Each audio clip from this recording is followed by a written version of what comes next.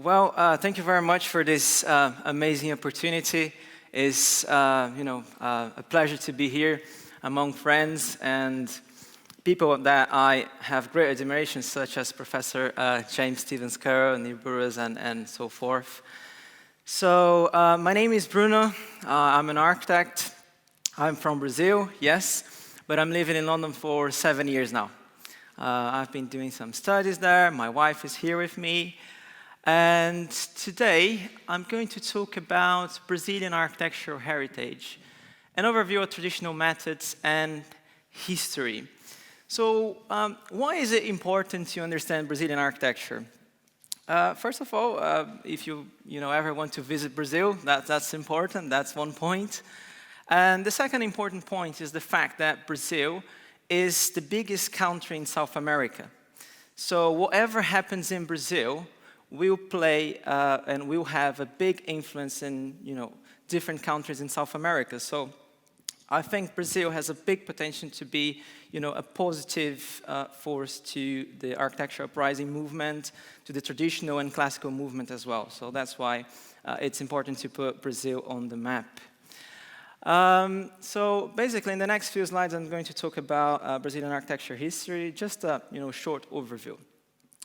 So I would say that Brazil has three big influence in its architectural history.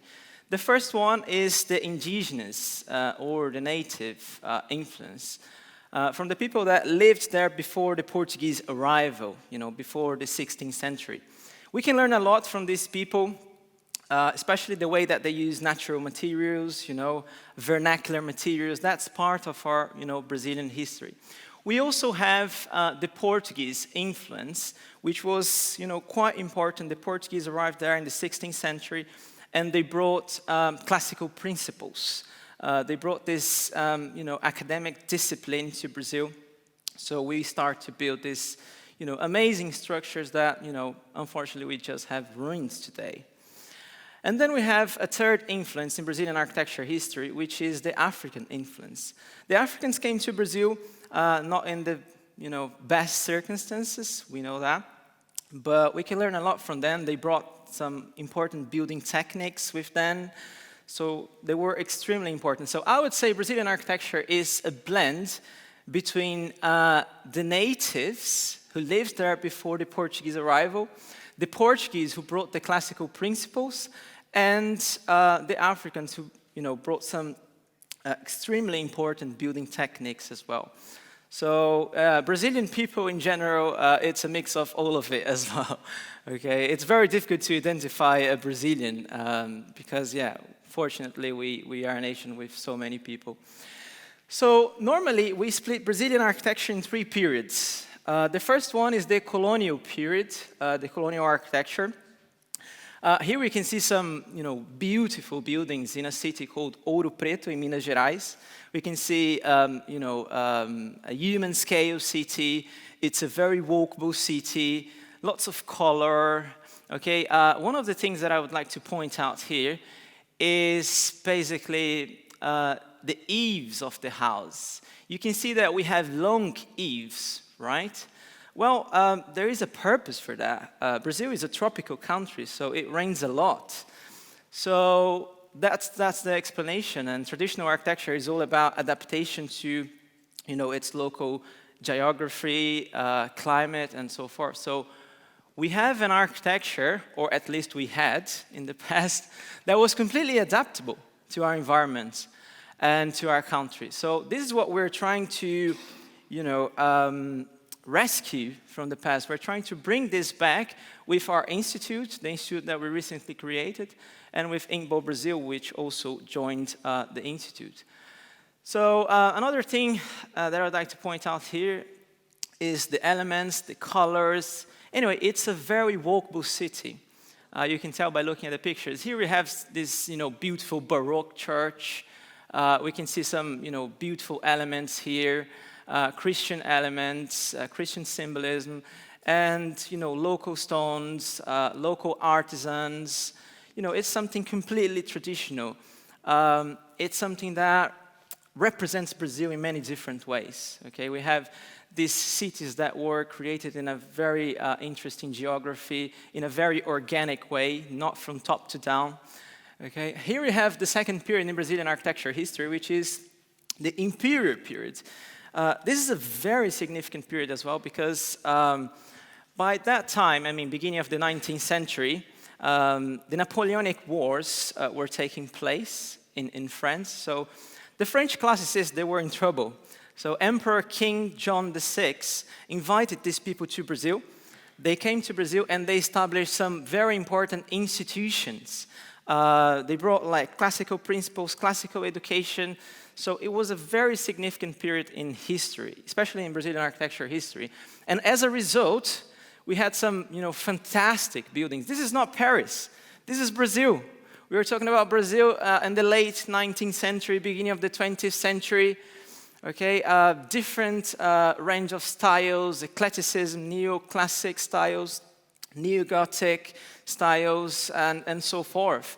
We're talking about a vivid city, very walkable city, first floors being used to different purpose, especially commercial purpose. The upper stories being used to different purposes as well. So we're talking about a fantastic architecture, okay? Brazil was literally like Paris in the late 19th century. Now I want you to pay attention at this picture, okay? Just pay attention for a second. This was Brazilian architecture in the late 19th century, beginning of the 20th century.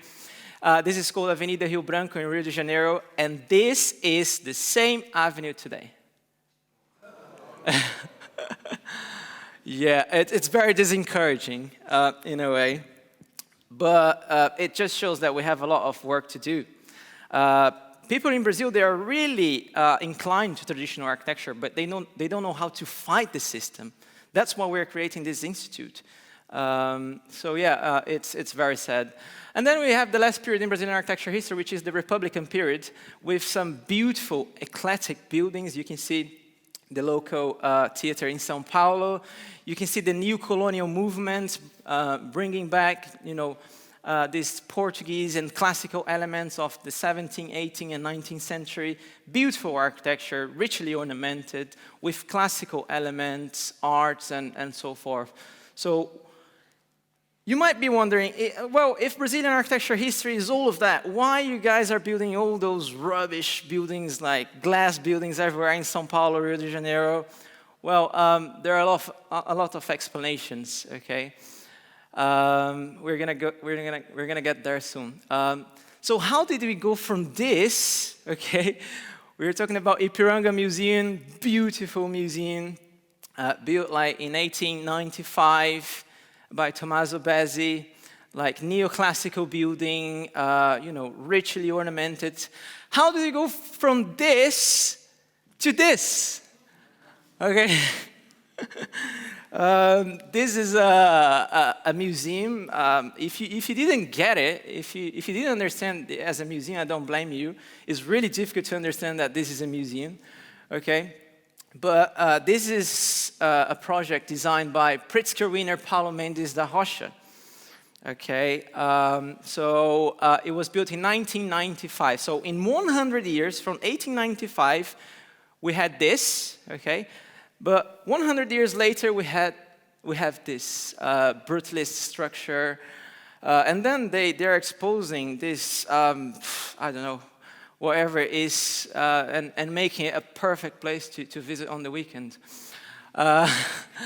So yeah, unfortunately, we've been through some very difficult times, so we have a lot of work to do in Brazil.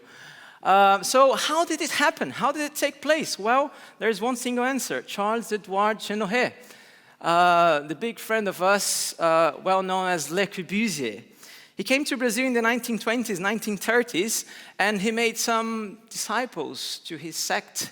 One of his disciples was this guy called Lúcio Costa, which later on would design Brasilia and, the beautiful city that we know today. This is a plan, Le Corbusier plan to Rio de Janeiro. Look how amazing this plan is. We have these huge tower blocks and highways all over Rio de Janeiro. Yeah, It's just an amazing plan for a city like Rio de Janeiro, isn't it? Definitely not. Luckily, Le Corbusier didn't manage to build this in Rio de Janeiro. It would be a completely disaster. But Niemeyer and Costa and Niemeyer managed to build this. Brasilia, or should I call Carzilha, because it's not made for people. It's definitely designed for cars. Okay, we're talking about a non-walkable city, vertical buildings, segregation everywhere.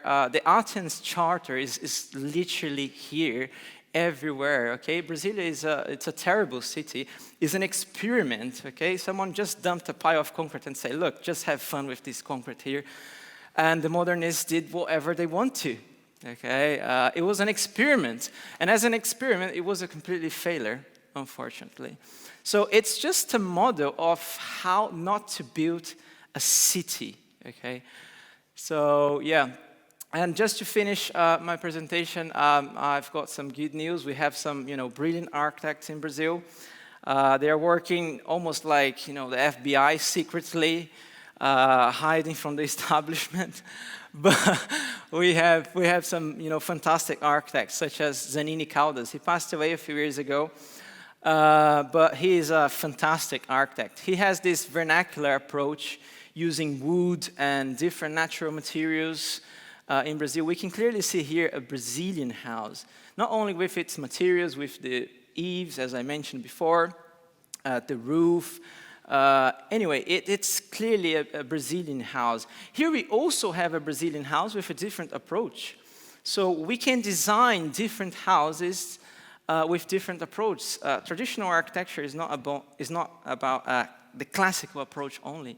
We are talking about a different range of approach that you can use according to the country, according to your culture, your geography, and so forth. So here we have a more classical approach, which is totally related to Brazilian architecture as well, but in a different way. Two different approaches, exceptional outcomes through different design approaches, okay? So it's the same everywhere in the world. We can work with different approaches in different places. In 2023, I founded IBAT, which is the Brazilian Institute of Traditional Architecture. I'm not doing it alone. I have fantastic people doing it with me. We have different departments. We are also INTBAU Brazil. We're going to have our first summer school next December on the 16th, 17th, and 18th of December in São Paulo. If you're coming to São Paulo, we'll be more than happy to welcome you there. Thank you very much.